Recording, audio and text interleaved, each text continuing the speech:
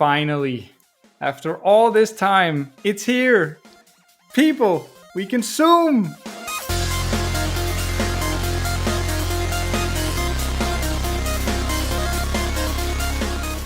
Hi there, I'm Holland, and I just played the brand new Kingdom Rush 5 Alliance. I've loved the Kingdom Rush series ever since I played it as a child, and so I was pretty pumped to play the newest installation in the series.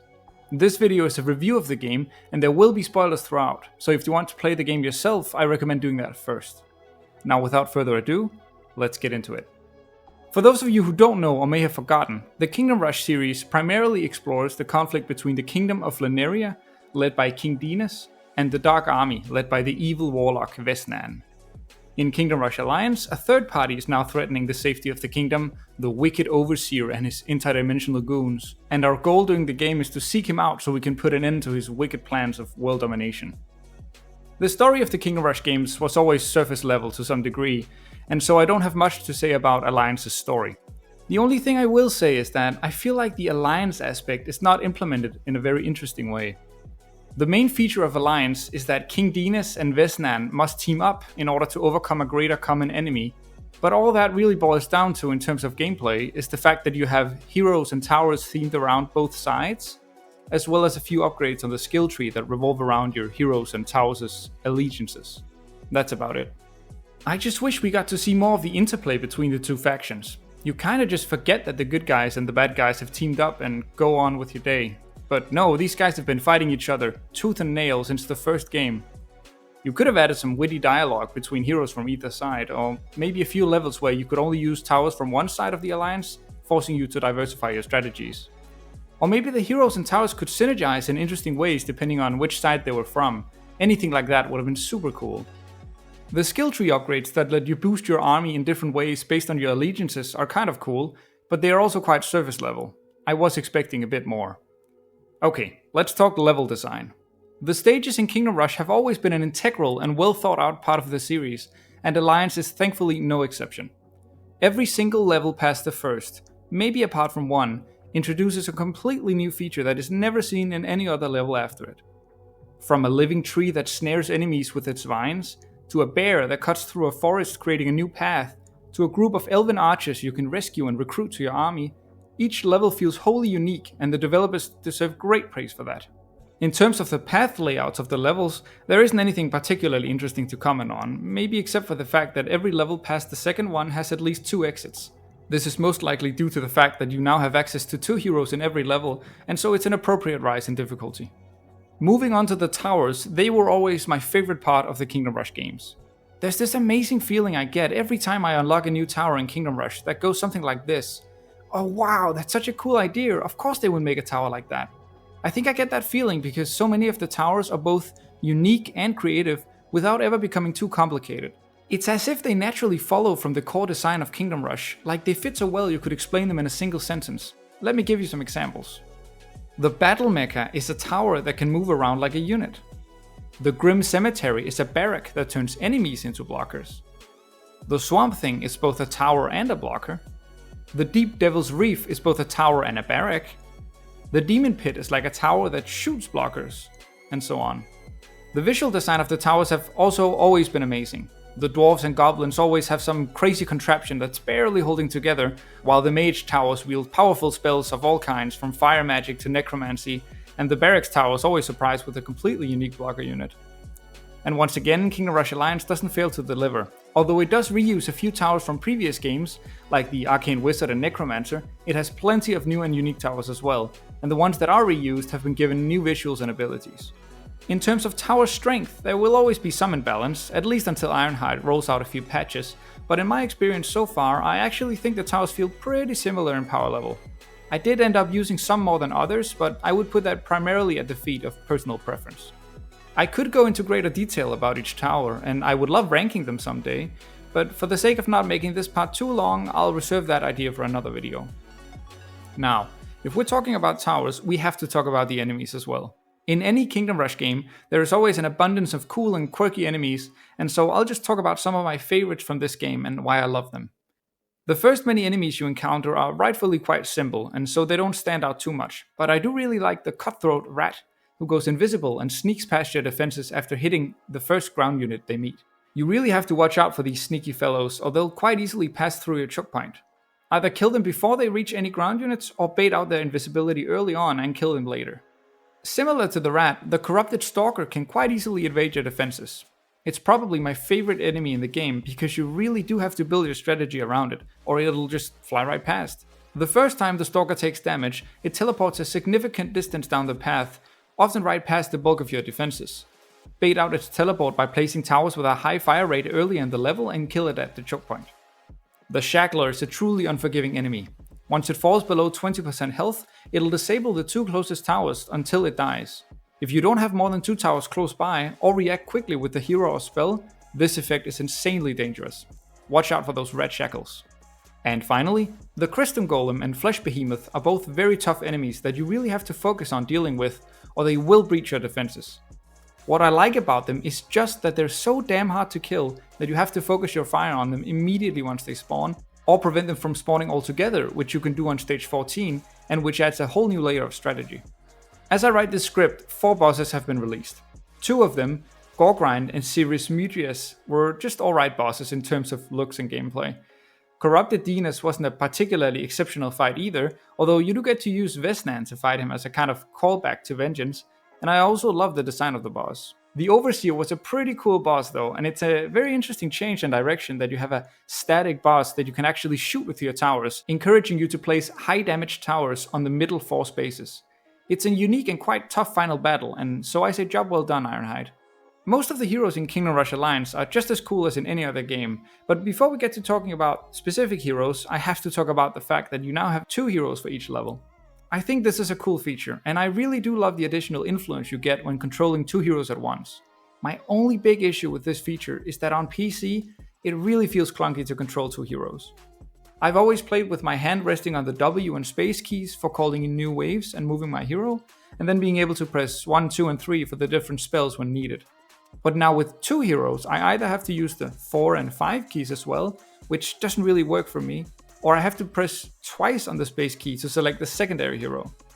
Long story short, I love the idea of controlling 2 heroes, and especially of being able to choose 2 different hero spells, but I don't like the implementation of how to control them. I wish you could rebind hotkeys, but we're still not at that level yet. Now for the heroes themselves, I think they all have cool hero abilities and are animated very well. I do find the first few heroes to be kind of boring, but that's often par for the course in Kingdom Rush, and I don't put the game down for that. I also have trouble telling the difference between Grimson and Therion, but that might just be because I haven't played enough. In terms of heroes I really like, I think Taurus, Warhead, Honor Grow, and Broden have super cool designs, and the dragons are as impressive as always. However, my favorite hero by far is Anya. She's the daughter of Lucrezia and Dante, 2 heroes from previous games, and her hero spell summons a projection of her father to fight off enemies. It's a super cool reference that made me go, oh cool, and Anya definitely lives up to the legacy of her badass father. Before we move on from the heroes, I must complain about something. Why on earth have they not fixed dragons yet? Look at this gameplay, man. He's right below you, dragon. Shoot him, you fool. God, this is so annoying. I wish they would make it so dragons weren't so pathetic at targeting enemies close to them. This might even be a problem with all flying heroes, but I'm too mad to go and check. Alright, touching briefly on the skill tree, it's very similar to the one introduced in Vengeance, but with a few marked differences.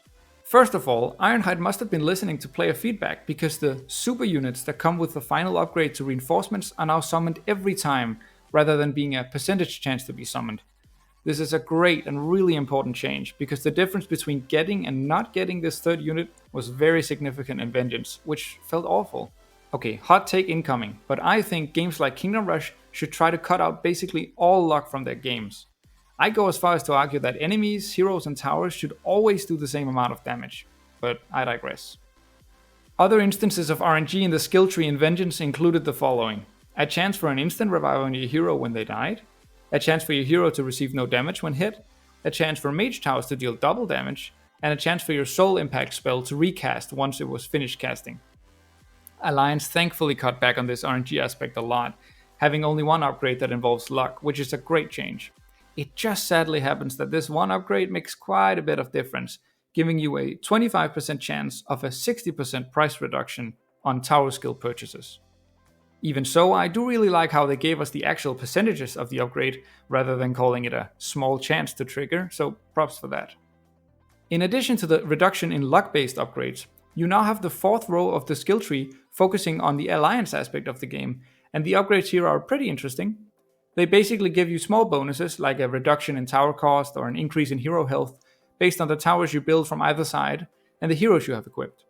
The problem I have with this system is, first of all, that none of these bonuses are specified, so I don't know how significant they are.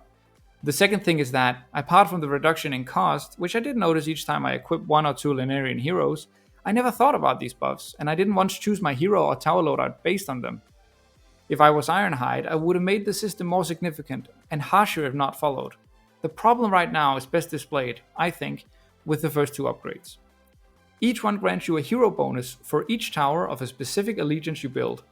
Extra health if you build Linearian towers, and extra damage if you build Dark Army towers. It may sound cool on paper, but in practice it just means that your hero is either going to have more health or more damage, but always at least one of those, and so it can hardly ever be felt. The other way to do this kind of buff is to say, for example, for each Linearian tower, each Linearian hero gets extra health. It could also be a buff to the other side of the alliance. This change means that you can equip towers and heroes that don't synergize at all, giving you no buff, or you could run only with towers that boosted your heroes based on their allegiance. Even this change might not be very significant, and you'd probably have to boost the power of the buff or have all the upgrades benefit this style of play, but it would at least make it so you would actually be punished for ignoring the system and rewarded more significantly for adhering to it. The other way to do this would be kind of like what was done with the final 2 upgrades, which have 2 completely different effects based on what hero spell you use. The Linearian hero spells restores health and resurrects all allied units, while the Dark Army hero spell slows all enemies on the screen. While I don't think these upgrades are perfectly designed, they're closer to feeling like they matter enough for you to choose your hero's allegiances, but still not quite there. The last thing I'll say about the skill tree is that I miss getting upgrade points based on the stars you got on each level. I love that in the first games, if you got stuck on a level, you could go back and try to 3-star the previous levels to get more upgrade stars, so you'd have an easier time on the level you were stuck on. It felt strategic. In this game, I felt like I got all of the upgrades too quickly, and it made the whole upgrade system feel kind of redundant. As I joked about in the beginning, Kingdom Rush Alliance made a few small changes to the game, one of them being the ability to zoom. I like that feature, although I don't like how since Vengeance, the levels are too big to fit on my screen and I have to drag with my mouse to see the entire level. Especially annoying if you're wanting to send your hero to a specific location, but by selecting him, the game moves the entire screen over to him, meaning your cursor is now no longer in the place you wanted him to go. Urgh. On the topic of pet peeves, why did you remove the encyclopedia? I get that you can now look at enemy descriptions by clicking on their portraits while in a stage, and I really like that feature, but I would still love to be able to see the enemies while on the map overview. And thirdly, you can now move reinforcements, which I was a lot more excited about the first time I discovered it than I am now. Don't get me wrong, I think it's at least a very cool idea being able to move around my reinforcements for more tactical involvement. But it's so easy to accidentally reposition the wrong unit or hero when you can move both reinforcements and other units like Dante's Projection and Barracks Soldiers. I actually think, however crazy it might sound, that you should only be able to click to move your heroes so you don't accidentally target the wrong unit. Part of the skill of reinforcements is placing them in the correct spot anyways, and moving them when at the end of their duration just to see them disappear into thin air always feels quite annoying to me. However, on the bright side, the fact that you can now drag your hero around the battlefield is a pretty cool feature.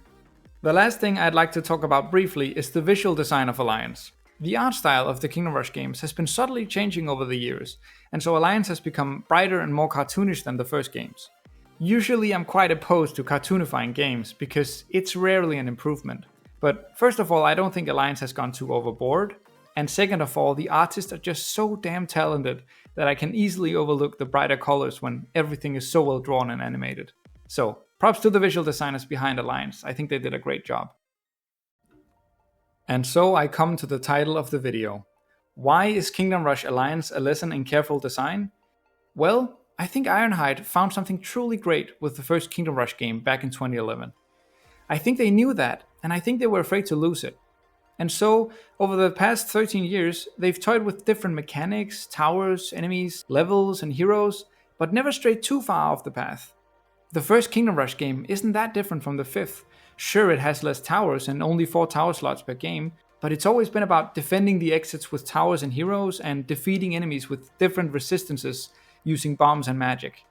And while this may sound like it's leading up to a criticism, it isn't really. I've always thought a game had to expand and change dynamically to stay relevant and fun, but I think the Kingdom Rush series is a good counterexample to that idea. A slight improvement here and there can do a lot for a game, and if the original concept was fun, as I think was the case for Kingdom Rush, sometimes there's no reason to fix what isn't broken. So while I did wish that Kingdom Rush Alliance had leaned a bit more into the alliance aspect, and while I do actually think it could have dared to do something slightly more creative with its overall design, I still think it's worth playing. And don't forget, you can zoom!